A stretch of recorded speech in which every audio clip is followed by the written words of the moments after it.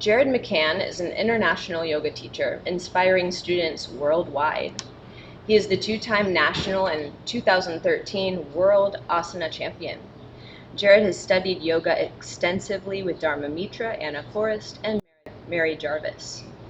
He has decades of practice in Ashtanga, Bikram, Dharma, Forest, and Iyengar yoga, combining all disciplines together in his Vinyasa series. He continuously studies new and old traditions and implements them in both his practice and his teachings. Jared believes that yoga is a powerful tool which assists human progress, allowing each individual to peel off layers of their identities in order to uncover their own true nature. He believes that through yoga, practitioners feel part of something larger than themselves and are better able to see their own divine place in the universe. Welcome, Jared. Thanks, Lane. And welcome to Pure Yoga Talk. My name is Lane. I'm hijacking this experience. Welcome, everybody. I am so happy to be interviewing you, Jared. I am a huge supporter and student of yours and friend. So happy to interview you today for our listeners. All right. So first, can we start with your yoga path? We want to hear how it all started. Okay. How did it start? Well, Where did it begin? It started in a very dark place. Did it? Yeah. Well, at the beginning. Well, weren't you always kind of into meditation? Yeah, As like well, an actually, eccentric child? yeah, I was. My grandmother took me on a meditation retreat when I was about 15 or 16 years old. And that really is probably how it all started. That is what exposed me to meditation and spirituality beyond organized religion. And so for a week, I went to Missoula, Montana with my grandmother, Honey, and meditated with a group of very strange looking people. They were wearing bright colors, which I thought was very weird and uncool at the time. But I really enjoyed the meditation aspect of it and just this moment to kind of connect to myself. And so then I was always curious about yoga. I'd always thought, I want to try yoga, I want to try yoga. And I went to college in Austin and I kept thinking, I got to try yoga, I got to try yoga, but it never happened. And then I moved to New York when I was 22, and I was going through a little bit of a lost moment in my life and using drugs and drinking. And one morning I'd had enough and I went across the street to the Bikram yoga studio that was literally right across from my apartment. And in that class, Jessica Monty taught the class. She's an old school Bikram instructor who is just amazing. But in that class, I had this experience. I felt like I've done this before. I don't know if it was a past life memory. It's hard to say what that is when you have a certain sort of physical memory of something. But I can remember in those postures thinking, oh my God, I know these postures. And so when the class was over, I felt like I had done something good for myself for the first time in a long time.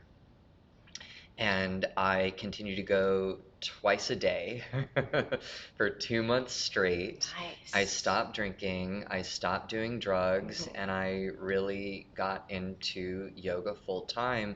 And really, yoga was the thing that I think gave me the energy and the strength to make that change in my life that I had been wanting to make. Nice. Do you remember that specific first class? I remember it so clearly, oh my gosh, Lane. Tell I me. remember it Did you so die clearly. or no? You floated. I mean, I didn't know what was going on. Uh-huh. I think I was just lost. And I can remember Jessica Monty, when I sat down, she asked, is there any new students? And I was so embarrassed. Me. And I raised my hand. I'm like, and she pointed at me and she goes, "You've got yoga written all over you." And I didn't really know, what she was saying or what she was meaning with that. But then in the class, I just felt like I remember doing the Padahastasana and thinking, I remember this. I remember doing the eagle and thinking, just like I know this somehow. And so I feel like in that in that class, even though I was lost, I was hot, it was like, what's going on? I knew I found a key to life in that Yes. moment. Mhm. And it really did. I mean, it changed my life. It's what I do. I'm a yoga Mhm. teacher, you Mhm. know, Mhm. and it really all happened, I think, because that first Oh, I'm class. so thankful for that first class. Me For too. my sake too. Well, I'm Just so having as a thankful teacher. that I Yeah. lived right across the street Yeah. from Bikram Yoga Lower East Side. Yeah. It's You know, I very was cool. literally, and I saw the people practicing there all the time, and I just always had it curious, but I was too scared to go. Mhm. But finally, the partying, I just hit a wall with it, and I went, So wait, and what's the folklore? It's like you went for how many years going every day? What is it? I don't remember. oh God, I don't remember either. Didn't I you go every mean, day for a really long time? yeah, I went every Or day twice for a a day really for a long really long time, or time? twice a day for Yeah, a really yeah. long You just time. lived there, Well, basically. when I started with Bikram, and then 3 months after I'd been going every day, Mhm. Trisha, who owned the studio, so Trisha's this like little feisty woman with like bright pink hair. I mean, she probably Uh-huh. doesn't have And pink hair she's anymore. still in the community, right? She Fierce still is. Yeah, Grace? now Yeah. Fierce Okay, Grace cool. bought that Mhm. studio, but Trisha's still involved. And I remember I was in balancing stick, and Trisha grabbed my foot and she said, "You better point your toe because you're doing the yoga competition." And I didn't even know what the yoga competition was, but I was scared of Trisha. So Mhm. I thought I'll just do whatever Trisha wants me to do Mhm. because she was very, she just had an energy about her, you know, Mhm. and I Mhm. was still kind of like lost and like what's Mhm. going on. Mhm. So Trisha forced me to do this yoga competition, and I got third place in New York. And I had Nice. fun going to advanced class and Mhm. training for it. And there was such a buzz around it back then. This was probably 2004. And I got third place in the New York yoga competition, and I felt such a sense of like I did something, you know, I worked for Totally. something and I achieved something. Mhm. And so I think that combination of being in a Bikram and then the yoga competition, it just really pushed me Mhm. into the practice in a Mhm. major way. Mhm. Oh, beautiful. I think one thing our listeners really want to understand is how this yoga competition, like how people got involved. So this is like a perfect, segue to talk about that. She literally was like, it was kind of like the next step of your yoga evolution as a practitioner. It was just like, okay, this is time for you to do competition or something like that. Well, yeah, I mean, I got involved with the competition because Trisha told me I was doing Uh-huh. it, and I really did need some direction in my life at Mhm. that point. You know, I was 22 years old and just kind of like a spaced out, lost kid Mhm. um, who didn't have a great upbringing. Mhm. And so what that yoga competition did for me is it gave me a goal, which I did not have at that moment in time. I don't know how I made it through high school and college without having any goals or knowing what I wanted to do, but somehow I missed that. I mean, And you did study classical piano and Japanese. That I probably did, was I sort of did. goal Well, I was oriented. very into music. Yeah, Yeah. I was goal oriented, but I never I guess once, I got out of college, I just didn't know what was Uh-huh. next.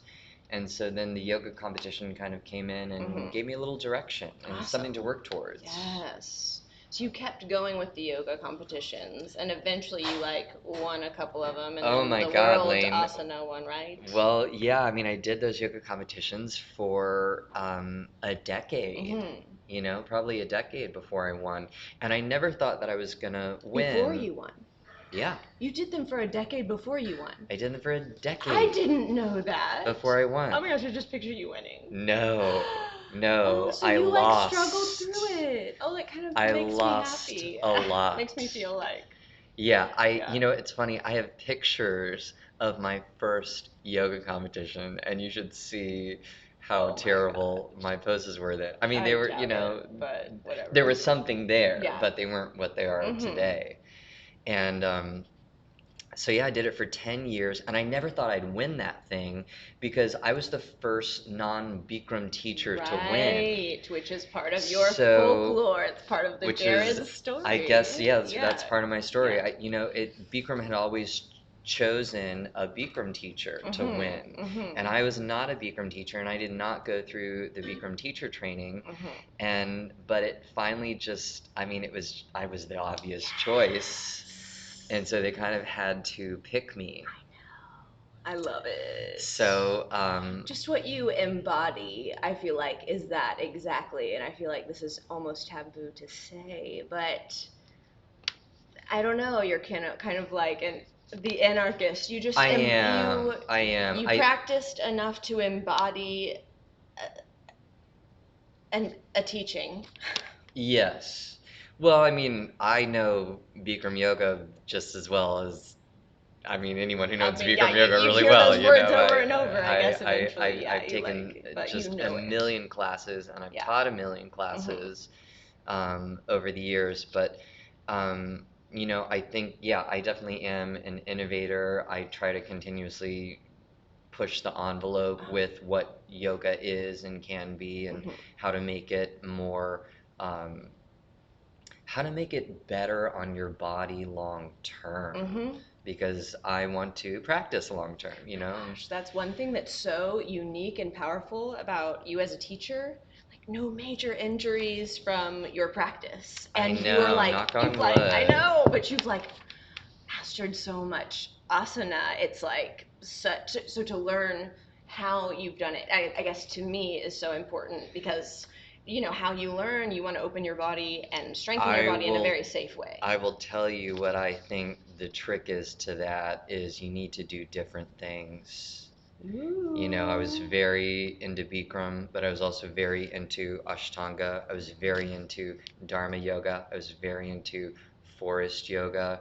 I think people run into trouble, and I can't say this for everyone, but I think doing the same thing every day on your body can start to cause specific patterns of wear and tear. Whereas when you're using your body in different ways, I think that variety is very healthy for you. And I think even in yoga, I mean, I just do yoga, but I think even in yoga, there's enough variety with all the different practices that you are able to mix things up in a way that keeps you safe, keeps you healthy, and to counter that, though, yeah. What's the benefit of practicing lineage-based yoga then? You know what I mean? Because Well, I know it's a you. great foundation. Yes. So put in the time and then kind of integrate other things, or integrate right off the bat. Like, what do you recommend? Well, I think it's like, think of Picasso, right? First, Picasso learned to draw a figure, and then he messed it up. Yeah. So I think you don't want to skip that step, right? Like I became a master of Bikram yoga. I did the first 3 series of Ashtanga yoga. I, went to Dharma's class every day for 8 years in a row. So I really put my time with those lineage-based practices, and I understand them on a very deep level from doing them every day for a decade.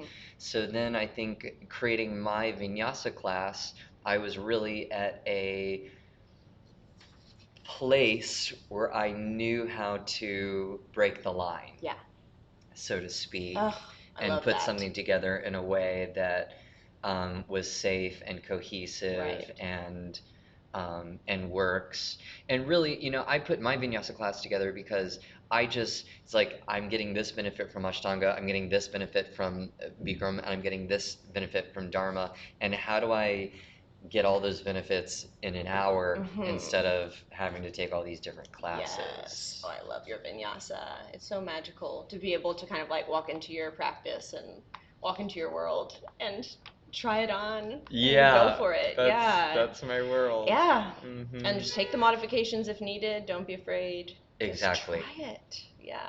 Try it. You may Beautiful. like it. Yes, you will. Keep coming. Or don't. Or don't. Or don't. One thing that I wanted to touch base about is that you're a pretty polarizing person. Like, people either love or hate you, you know? People do, Lane. I know. I don't know why. I love you, I but know you some do. hate, and that's okay. But, I've contemplated this because I adore you. And it's because, I've always had this, like, relationship towards you because of how you teach. I think one of the first immersions I ever went to with you, you were teaching the Sushumna Nadi. It's like this one, right, that goes right here. Yeah, the central channel. Talking Yeah, about the and you central were channel. like, you just said it straight up. You were like, and this is where God comes into the top of your head, or whatever. I don't remember the exact concept, but you just were like, yeah, this is where God comes in, and you just like spoke about it as if you'd experienced it for yourself, Hmm. which I think is kind of the pivotal trigger of the polarizing thing about you. Yes. Yeah, I think I really do share very freely from my own personal experience.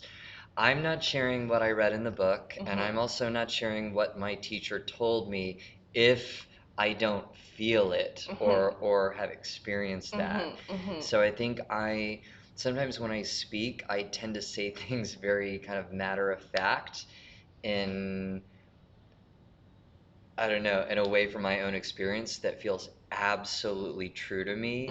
And I think for other people, that might not feel true to them. And it triggers them in a certain way that I don't mean to. I think just being able to speak directly from direct experience versus just kind of posturing yourself as a critic, like, oh, you could think this way, or you could think this way, like as some teachers teach, like kind of philosophically, like have this point of view, have this point of view, but no, you embody a life. There's only, I mean, the thing is that there's only one truth. Now, there's a lot of perspectives. You know, each of our little souls in our little body is looking at God from this angle, and you're looking at it from that angle. But there's only one truth. And I think at the heart of yoga, and a big thing that I find fascinating is what is that truth? What is that truth? Is it true? What is that true? What is true? What is true? Ask What it. is true? What is Test it. real? Test it. Test it. What's real? And for me, you know, one of the things that I do love about yoga is a spiritual experience, and so I try to find ways to share my spiritual truth with the students. And I think that can be polarizing for people. Either it conflicts with their religious beliefs or what they've been told, and I really don't want to upset anyone. That is never my goal, and I really feel bad to do that. And I don't, but sometimes you say something and it touches someone's ego in a weird way, and they react. And it's happened enough to me at this point that I just keep going and don't let it bother me. Enough people come back. That's And good. enough people come back. Yeah. And then keep supporting you in other ways. So that's good. But really, everybody's got to find their teacher, I think, and that's important. Well, and I in think the path, I think guess. it's important that we all need to say our truth. Yeah. And say what we mean and say what we feel. And there's a real teaching in that. And whether that truth is your truth or not, at least you get to try something on. Right. At least you get something You get to work in the with. arena, and you're You not get just a in the critic. arena. Yep. Yeah. You get in the arena. You can try that embody idea it. on. You can embody it. Maybe something in that will work for you. Maybe something in that won't work for you. But at least in that, there is an expansion. There's a growth happening. Versus if you're just like, I know everything and I know what I believe, then you're a dirty pond, right? Nothing's flowing, nothing's moving, there's nothing new coming in there. I think that's what's interesting about like yoga, coming at a yoga practice from asana in America. It's like you're learning asana, you seldom get a teacher that's teaching you on a deeper level. Like yoga on deeper levels. Yeah, yeah. Well, this is really what I got from Dharma, right? Mhm. This is so Dharma is teaching on a very deep level. Mhm. He is teaching psychically. He is very much about the yamas and niyamas and the 8 limbs of yoga as a whole system versus just the poses. Mhm. And, really when I started practicing with Dharma and integrating the pranayama with the psychic development, with the meditation, with the asana, with the observance of the yamas and niyamas, that's when things really opened up for me. I love it. That's when I understood Mhm. what we're doing here Yeah. with this yoga Uh-huh. practice. Before that, it was about the postures, which Mhm. was, and I think those postures are a good segue Yeah. to get you to the 8 limbs. Mhm. I think that's where most people need to start with the poses, Mhm. but that is not where it Because you ends. kind of chisel away at your psyche or something with those poses. That's like a tool. It's like a drill. Absolutely. Drilling down to the center. It's like, Absolutely. make Yeah. it through. Yeah, you're chiseling away at you're looking at all your fears Mhm. and your holding patterns Mhm. and your frustrations. Every time you get Mhm. in the room, Mhm. that stuff comes up, and Mhm. then you have an opportunity to say, um, I'm gonna sit down whatever, or I'm gonna be here and allow this. Mhm. I'm gonna be uncomfortable and see what comes up and not respond and not react to Mhm. it, Mhm. but instead keep my eyes still and continue to breathe Mhm. and hold that damn Ooh, pose. yes. Okay, I want to get more to that psychic development stuff via Yeah. Dharma Mitra. However, I do want to hear what you have to say to our listeners about why they should get started on a yoga practice if they haven't practiced, or maybe they practice a little bit and it's been a while and they're like, oh, that's so intense, hot yoga, what? But I don't know, why should they get back in there? So that you have a chance at sanity. Amen.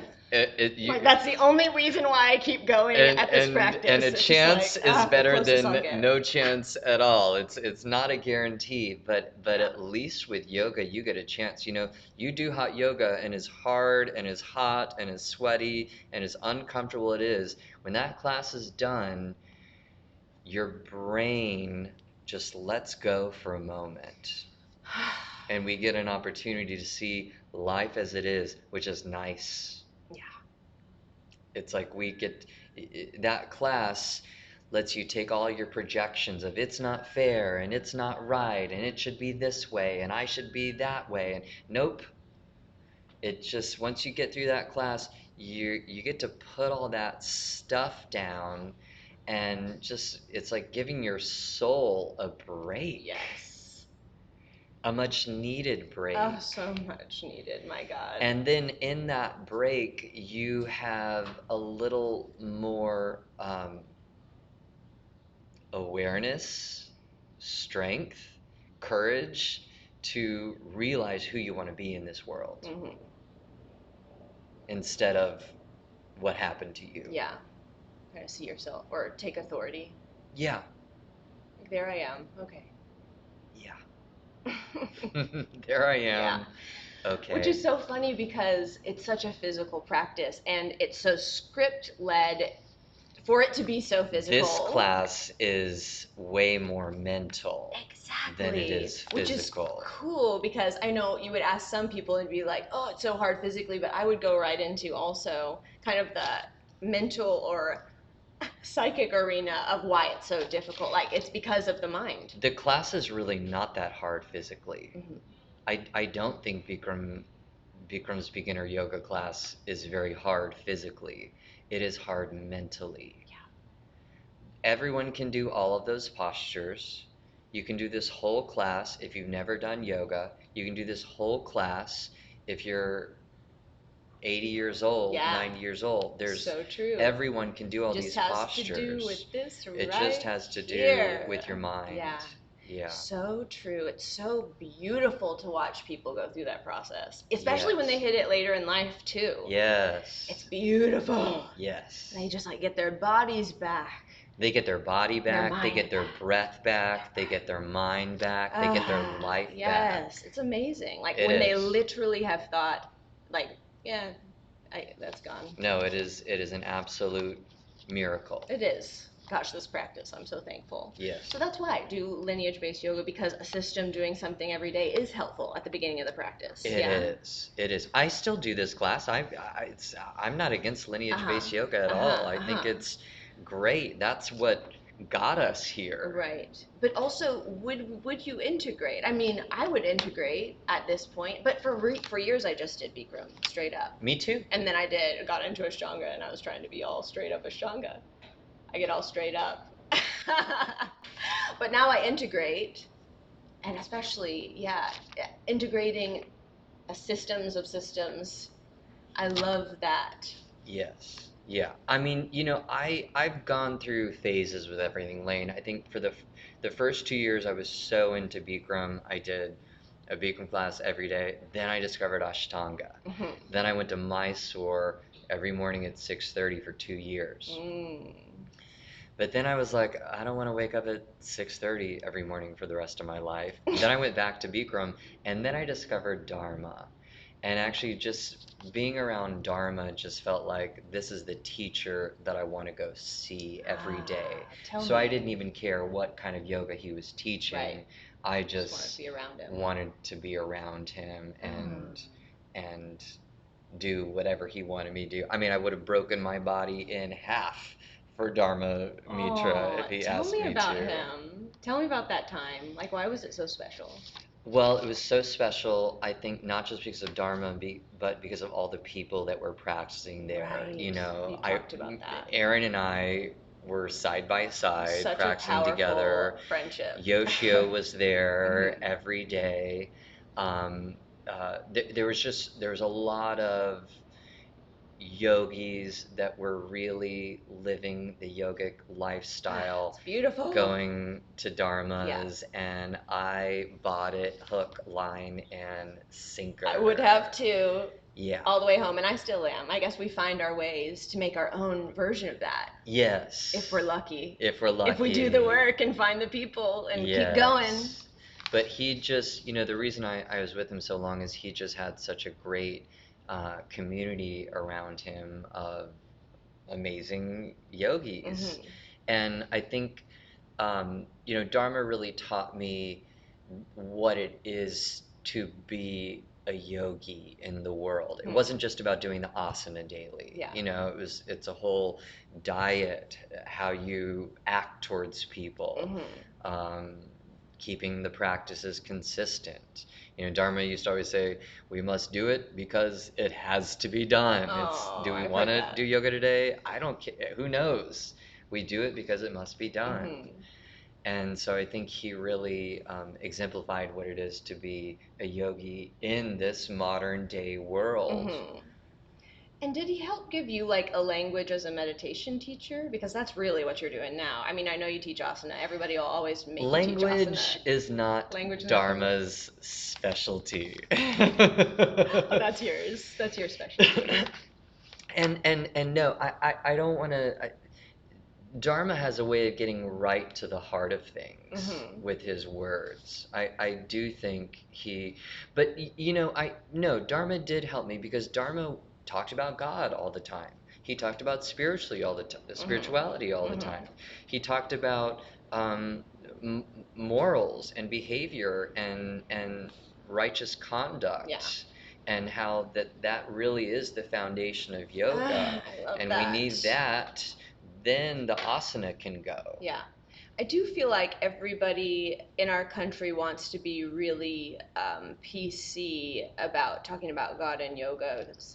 And I get it. There's like a place for it and stuff, but I think there's you talking about God and yoga. I'm like, it's really helpful to me. I think a lot of people and a lot of teachers like want to come at it and use a language that doesn't talk about a supreme force, but But the but whole it's the purpose yogic of purpose. yoga is to be one with the I divine. know. That Yes. is what the practice of yoga is. Mhm. So to take I get it. You don't want to say certain words or trigger people, Because it but will, and people will leave. but that is the whole But thing yeah. of that's the purpose of yoga, Mhm. according to everything. Uh-huh. That's the whole purpose of it. So to not say that or not talk about that, Like I've been to so many yoga trainings, and I love them all. All of them, all of these teachers and experiences have been wonderful. But that kind of personal, energetic experience with the divine, and even speaking about it like that, I only got that in from you. And like, I guess as a person that comes from a faith-based practice, I mean, that's why I'm practicing this. Like, Well, so it's like having a teacher that spoke that way, so helpful to me. I think what's really difficult is I grew up in so much religious trauma, Lane. I grew up Southern Baptist, I hear you. and So did and so did I. you. And Yes. and growing up gay and Christian culture, Mhm. I had my first conversion therapist to turn me straight when I was 16 years I've heard old. that story. That lasted 2 minutes, and then I was never allowed to come back. But I think growing up in this environment where religion is based on shame and guilt and you're bad and you're wrong, it's really easy to develop a hatred towards God. And even for myself personally, there was definitely years in my life where I could not hear that word without getting triggered because it reminded me of this kind of Christian background of you're bad and you're guilty and you're bad and you're guilty. So I think I had to really separate my traumatizing Christian upbringing from what God truly is, which is way beyond Christianity. Even that Um, word. yeah, Whatever. even that word. And God is in Christianity, of course, and God is in every religion, but God is in every religion. And he's also in this piece of paper. Yes, and God is within all In of my heart. us. Yes, and in all of our hearts. Yeah. And so I think, one of the reasons that I will talk about God or talk about spirituality is I want to make sure that, um, one, that people aren't holding the same sort of judgments towards God that I once held because of my upbringing, and, Right. get over it. Yeah.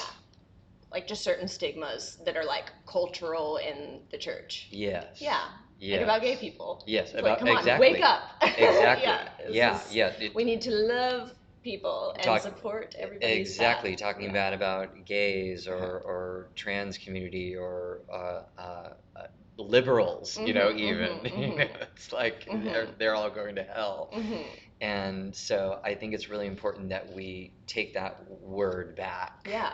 from the guilt and the shame where um, the way I was raised. I hear you. And let's put it next to love instead. And it's pretty beautiful, at least in Dallas, Texas, at Pure, experiencing this beautiful kind of cultural clash. I know. I know. It's funny I is love it because it's people. not so much in Austin. People No, are, not it's not it's a in special Austin. clash here in It is Dallas. in Dallas. But it's funny. People ask me all the time after Yeah. class if like a guy just last Sunday he said, "Can I ask you a personal question?" I said, "Sure." "Are you?" He said, "Are you a believer?" That's what he Okay. said. I'm like, yes. He said, "Are you a believer?" And I knew what he meant. Yes, He was I know. asking me really if I've accepted Jesus Christ as my Lord and Savior. But I didn't want to be like, Ooh, I would have played with that one. Well, I am a big fan of God and I love Jesus. But I also said, but I do not believe that Jesus is the only way to get to heaven. And he was kind of like, That's cool that he asked a personal question and you got a personal answer. Yeah. Yeah. Some teachers are pretty unapproachable about all this stuff. Huh. Yeah, but that's okay. It's just you want it. If you want deeper stuff, you have to know where to go, I guess. I think this stuff is what's so I interesting. know. You know, I That's why mean, I'm into it. That's why I'm like sniffing everybody out and trying to I figure mean, I out where can to learn all definitely this teach stuff. you how to get a great floor bow, you I know you know, can. but I'd follow you all the way home. and I do that. I will give you a great floor bow, Yeah. but I also want, you know, for me, I hope to share with the students the spiritual curiosity that my grandmother imparted to me. Honey. Yeah, that honey imparted to me, Mm-hmm. and even to just think outside the box a Yeah. little bit, or Uh-huh. think outside their upbringing or what they know, I think is really powerful for all of our growth, for all of our learning, Uh-huh. and also for all of us to be able to appreciate each other's differences and Uh-huh. particular beliefs. Mm-hmm. I do think we are able to really hold a space for everybody here, I do too. which is like also really unique and I powerful. absolutely agree. And Yes. that's just something the more valuable than anything to me. Just a Yes. place where multi-generational people get all different shapes and sizes can come and practice together. That's it. Well, I think that is what is so cool about yoga. And in fact, you know, when I had my studio in New York, and similar to Pure, it's like, okay, I had a 70-year-old, I had 20-year-olds, I had 50-year-olds, I had Asian people, I had black people, I had white people. You know, you have all races, Yeah. you have all ages, Mm-hmm. and you're friends because you appreciate them and like them for who they are, Mm-hmm. versus, you know, I think outside of the yoga community, it's like, if you're 22, you're only hanging out with 22-year-olds, and if you're 70, you're only hanging out with 70-year-olds, Mm-hmm. and people kind of identify and get in their little clique with their race and their age group and their personality Mm-hmm. type, Mm-hmm. which I think does a huge disservice to your whole view of the world and life. I think when we connect with people that are different than us, it helps us to be more compassionate, Yeah. to be more understanding, Mm-hmm. to be more loving. Integrating systems on all levels. Exactly. I Exactly. love it. It's true. It is true. Because if we just become inflexible with the mind, I mean, we're just going to suffer. Yes. That's inevitable. Yes. That flexibility is the key. And just being able to see something from somebody else's perspective. Oh, somebody's 57 and looks And different than that, me and looks and has this view. It's just like, yes. can I hold space with them? That flexibility that we're creating in yoga, it echoes through your brain. Mm-hmm. It helps, I think, your Oh my brain gosh, yeah. elasticity to be open to new things Yeah. and new experiences and things outside of what you know right now. So powerful. It is. Ah, Jared, thank you. Okay, so for our listeners, I Yeah. want them to know how they can support you, how they can come take your class, whether that be online, YouTube, or here at Pure Yoga Dallas, or other places you teach in Well, the I'm area. I'm all over the place. You can definitely find my classes in Dallas. You can find me on Instagram at We Are Jared. All my stuff is on there. I've got a YouTube Follow channel him. coming up soon, Base Yoga, but it's not out yet. Yeah. So connect with Jared online and come practice with us, or find your local community and get involved. Yes. Thanks for listening Yes. to Pure Yoga Talk. Thanks for tuning in, everyone. Woohoo! Thanks, Lane. Yeah, thanks, Jared.